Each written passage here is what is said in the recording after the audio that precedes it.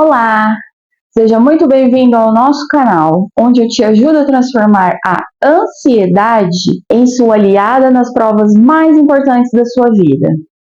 Quer saber estratégias para você enfrentar este sentimento de forma assertiva e alcançar o seu melhor desempenho na hora do Enem, vestibular ou concurso? Então, aqui é o seu lugar. Eu sou Tatiana Silva, psicóloga, especialista em saúde mental, me dedico a estudar, conhecer e desmistificar a ansiedade. Eu ajudo estudantes que buscam vencer desafios acadêmicos. Será que é você? E hoje vamos mergulhar no mundo do autoconhecimento e autocuidado para entender como identificar e gerenciar os gatilhos de ansiedade que podem impactar o seu desempenho, mesmo quando você se sente completamente preparado. Mas antes, me fala, você tem dificuldade em reconhecer seus gatilhos de ansiedade? Já parou para pensar o que são esses gatilhos? De onde eles vêm? Para onde eles vão? Como eles nascem? E como fazemos para eliminá-los? Já parou para pensar nisso? Você sabia que se você for capaz de identificar o seu gatilho de ansiedade, você é capaz de antecipar uma crise? E aí, na hora da prova, isso é excelente. Pensa bem, você identifica os seus gatilhos, você percebe quando eles estão chegando, quando está chegando a crise, e você consegue usar estratégias apropriadas para impedir que isso aconteça. Não é maravilhoso? E é isso que nós vamos ver aqui hoje. Então, olha só, fica comigo. Não sai. E se você gostar do conteúdo, compartilha com amigos. Quando a gente compartilha, fica tudo muito, muito, muito melhor. Bom, gatilhos de ansiedade são como sinais de alerta do nosso corpo, que mostram que algo está prestes a perturbar a nossa paz. Aquela vozinha que você fala assim, vai dar ruim. Pode ser medo ou uma preocupação. Por isso, reconhecer esse gatilho é o primeiro passo para não deixar que esses sentimentos te dominem quando eles aparecem. E como você identifica os gatilhos de ansiedade? Vamos lá, vamos pensar um pouco sobre isso. É necessário que você se conheça. É isso mesmo.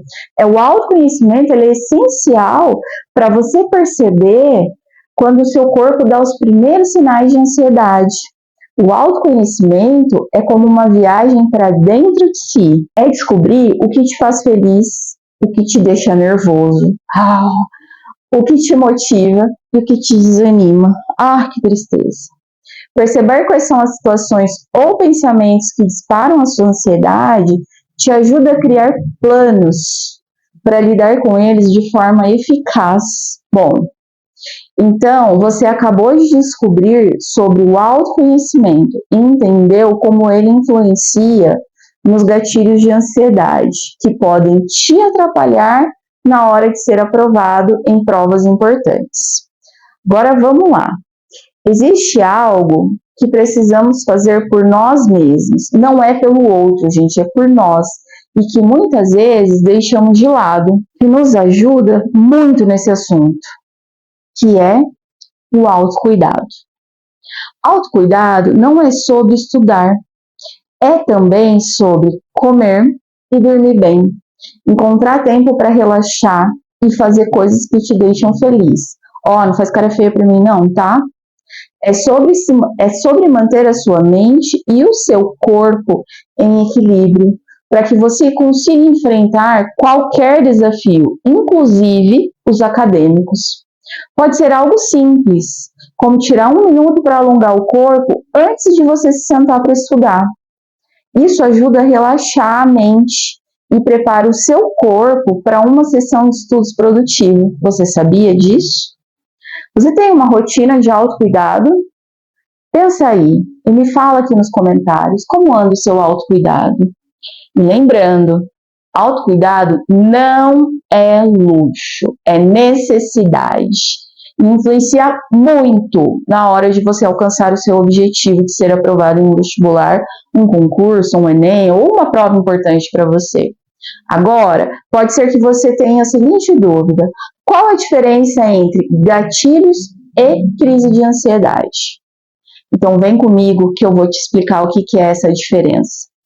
Os gatilhos, eles são como pequenos sinais ou eventos que ativam a nossa ansiedade. São momentos ou situações específicas que, de alguma forma, despertam aquele sentimento de nervosismo ou uma preocupação, dá um estalinho, sabe? Imagina que cada gatilho é como uma faísca, que se não for cuidada, ela pode incendiar uma madeira seca. Por outro lado, a crise de ansiedade são como fogo, que se acende após essas faíscas. Elas ocorrem quando os gatilhos são tão intensos ou tão mal gerenciados que a ansiedade escala para um pico. Neste ponto, você pode experimentar sintomas físicos e emocionais intensos, como palpitação, suor excessivo, tremor, um sentimento avassalador de pânico, medo, um desespero. Você entendeu a diferença entre os gatilhos e a crise? Me fala aqui nos comentários se você entendeu.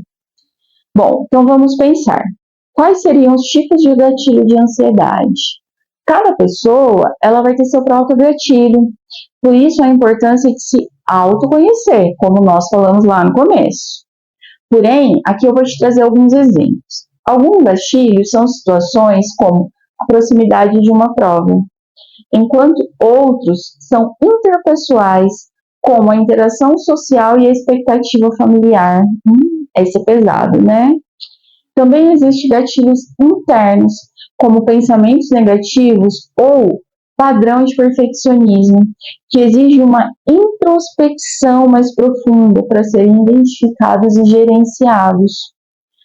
Ao explorar e entender esses gatilhos, você pode desenvolver estratégias personalizadas para diminuir ou até zerá-los. Dessa forma, você pode evitar uma crise de ansiedade mais intensa, que te prejudicaria muito. Compreender profundamente os seus próprios gatilhos não só pode transformar a sua abordagem nos estudos, mas também capacita você a utilizar os seus conhecimentos de forma mais eficaz durante as provas, sem ser sabotado pela ansiedade.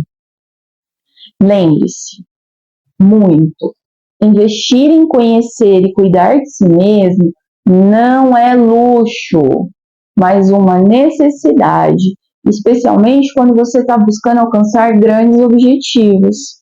Integrar práticas de autoconhecimento e autocuidado na sua rotina diária é fundamental.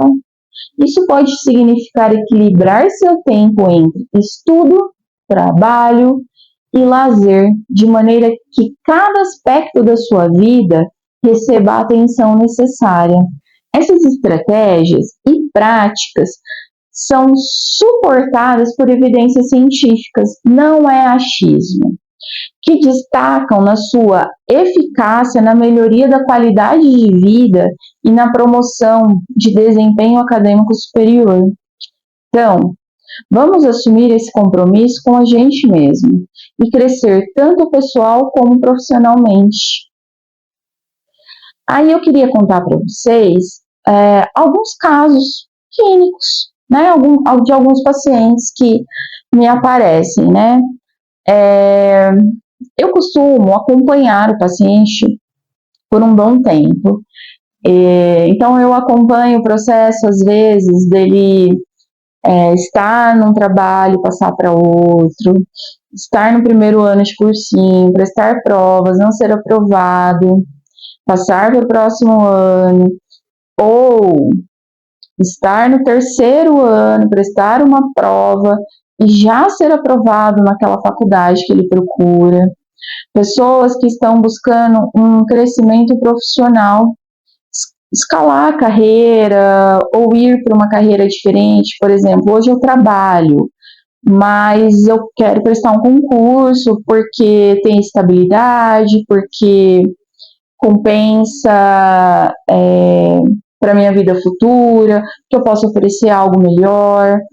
Se no momento não sou casado, para os meus pais, ou eu posso. Hoje mesmo, uma paciente me disse assim: eu quero estudar para concurso. E eu perguntei qual que é a sua motivação para isso. E ela me disse: eu quero comprar uma casa. Eu não gosto do lugar onde eu moro. Esse é um fator motivador.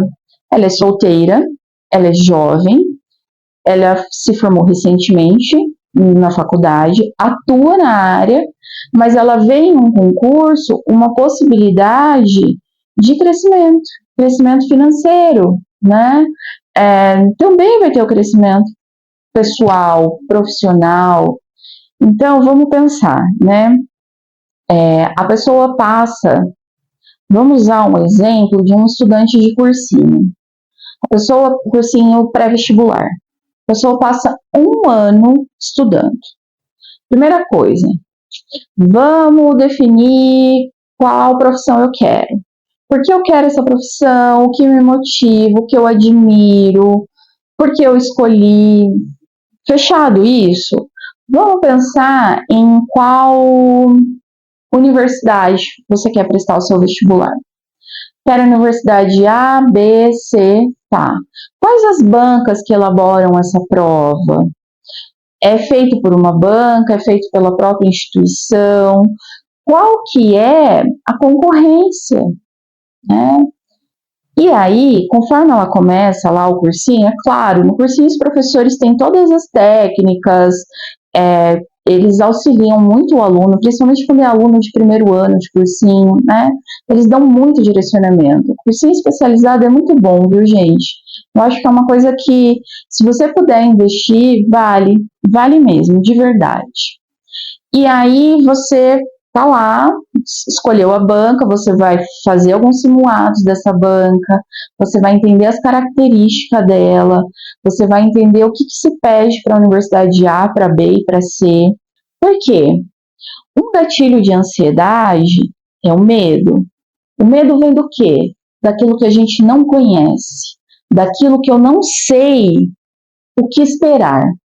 Então, quando eu faço simulados daquela banca, quando eu conheço provas anteriores, o que eles valorizam mais numa redação, eu estou diminuindo esse gatilho, tentando ao máximo reduzi-lo. Eu falo que assim, a ansiedade ela está dentro de nós e ela pode ser um monstro enorme, muito maior do que eu, ou eu posso me tornar amiga dela e ela ir diminuindo, e ficando pequenininha. E é mais ou menos isso que eu quero passar para vocês nas nossas lives, nas nossas conversas, que é possível. Eu não posso zerar, como eu disse na live anterior, mas eu posso diminuí-la. E aí, vamos então voltar lá para o nosso caso, né? Para o nosso estudante. Bom, estudou sobre as provas, conheceu a banca, um gatilho de ansiedade menos. Tá. Vamos pensar em outro aspecto. Qual matéria eu tenho mais dificuldade? Para isso eu preciso me conhecer. Para isso eu preciso saber, opa, essa aqui eu gosto, essa eu não gosto. Às vezes eu preciso fazer uma viagem interna e pensar quando eu, por exemplo, era aluno de ensino fundamental, ensino médio, o que eu destacava mais? Qual era aquela matéria que eu pegava, não tem nenhum caderno aqui, que eu pegava um caderno, folheava e ia super bem na prova? E qual era aquela matéria que eu, estudava. Chegava na hora da prova, nada, né? Fui mal. Estudei tanto, me dediquei tanto e fui mal. Isso é autoconhecimento, gente. Isso é saber onde você é bom e onde você não é tão bom. Onde você se destaca e onde você não se destaca. Bom, Então, eu trouxe, né, no nosso caso aqui, um exemplo do autoconhecimento. Quando eu estou me preparando para a prova, quando eu estou estudando, eu defino lá um cronograma de estudos. Quando eu me conheço, o que eu faço? Coloco algo que eu gosto, que me motiva, coloco algo que eu tenho mais dificuldade, coloco algo que eu gosto. Por quê? Quando eu estou naquela matéria mais pesada, que começa a me incomodar, que pode ser um gatilho de ansiedade, eu penso assim, ó, tudo bem, daqui a pouco vem uma matéria gostosa, uma coisa que eu gosto, tô quase acabando isso aqui. Se for necessário, dependendo da sua estratégia, cada um tem a sua, tá? A gente vai falar sobre estratégias também mais pra frente. Me acompanha que você vai ver. Você vai pôr essa matéria que você tem mais dificuldade um pouco mais curta, só que mais vezes na semana. É uma opção, porque eu não fico tanto tempo me sentindo insatisfeito, com raiva, porque quando a gente tem que estudar uma coisa que a gente não gosta, não entende, dá uma baita de uma raiva, não dá? Mas, se ela é importante, você precisa usar o seu fator motivador. E se você coloca ela em pequenos períodos, mais vezes, isso pode te ajudar muito. Isso pode te ajudar muito mesmo. Bom, então vamos lá. Passou o ano e essa pessoa, esse aluno, foi estudando, foi se dedicando, identificou quais matérias tinham mais dificuldade, foi melhorando ali sua percepção sobre isso. Chegou o dia da prova. E aí, essa pessoa, ela não conseguiu controlar os gatilhos de ansiedade. Já começou a vir pensamentos de não estou preparado o suficiente, isso não é para mim, o que a minha família vai dizer se eu não for aprovado? Tá, foi para a prova. Fui para a prova não se sentindo muito bem, com dor de cabeça, um pouco de dor no estômago. Foi porque tinha que ir, né? Não tinha jeito de adiar, tá? Chegou na hora da prova, conseguia. Por quê? Os pensamentos eram tantos que quando a pessoa pegava ali a prova e ia ler a prova, ela me relatava que era como se fosse uma outra língua. Ela lia e não entendia. Por que isso aconteceu? Quando você tem alguns pensamentos, tipo, não estudei o suficiente, veio esse pensamento, não estudei o suficiente, não foi bem. Você precisa conversar com esse sentimento. Por que ele veio agora? O que ele está querendo te mostrar? Por que ele vai te assustar na semana da prova, na hora da prova, na véspera da prova? Conversa com ele. Nós temos muito medo de conversar com os nossos pensamentos. Nós temos a ideia de que isso é bobeira. E vou te falar, não é bobeira não. Isso é importante, importante mesmo. Então pensa só, veio esse pensamento. Diga para esse pensamento, eu fiz o que estava ao meu alcance. Eu me dediquei quase tantas horas por semana. Eu, algumas vezes, abri mão de sair com meus amigos. E algumas vezes, por saúde mental, eu saí para me manter motivado, para poder usar aquilo como combustível. Então, às vezes que eu não estudei, foi porque eu estava valorizando o meu ser, eu estava valorizando quem eu sou internamente, as minhas necessidades. Não é luxo, como eu disse lá atrás. Não é luxo. Autocuidado, gente, não é luxo. E se você conversa com esse pensamento, você vai perceber que ele diminui. Você vai perceber que ele vai ficando pequeno, pequeno, pequeno. Se ele voltar na hora da prova, você pode dizer assim, já conversamos sobre isso. Você não vai me atrapalhar. Gente, funciona, viu? Vai falar que eu sou louca, não. Que isso funciona. É verdade, você precisa conversar com seus pensamentos. Os pensamentos são muito sabotadores, né? Essa minha paciente, nesse primeiro ano, ela não conseguiu fazer isso. E aí ela perdeu muito tempo em algumas questões, porque ela dizia, eu tenho que fazer essa questão. E ela ficava. Às vezes pular a questão e voltar depois é estratégia, tá? Ela não conseguia prestar atenção no reloginho que fica lá na parede, que o assistente de sala vai colocando. Isso também prejudicou muito a hora da prova dela.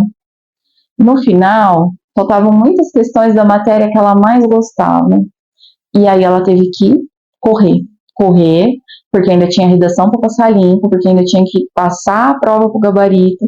Aí a possibilidade de você passar uma redação errada é muito grande, de você passar para o gabarito a resposta errada, gente, isso é péssimo, já aconteceu comigo. Num outro momento eu vou contar para vocês. Ai, que raiva. Passar, tipo assim, 5, 6 questões errado. Ai, isso é porque você não cortou os gatilhos que vieram acontecendo. Se ao longo do momento que você estuda, gente, não adianta você pensar na ansiedade um mês antes da prova. Ajuda? Ajuda, não vou falar para você que é perdido. Toda tentativa é válida. Mas quando você se dedica a um tempo maior, é outra coisa. Você se prepara, é como a prova. Você não passa um tempão estudando. Por que para tratar da saúde mental, por que para tratar da ansiedade, você se limita a fazer ali, quase na hora da prova, mas faltando um mês, acho que eu tô com ansiedade, vou conversar com meu amigo para ver o que ele pensa sobre isso. Ah, tem um amigo que faz terapia, vou ver quais as dicas que a psicóloga dela passou.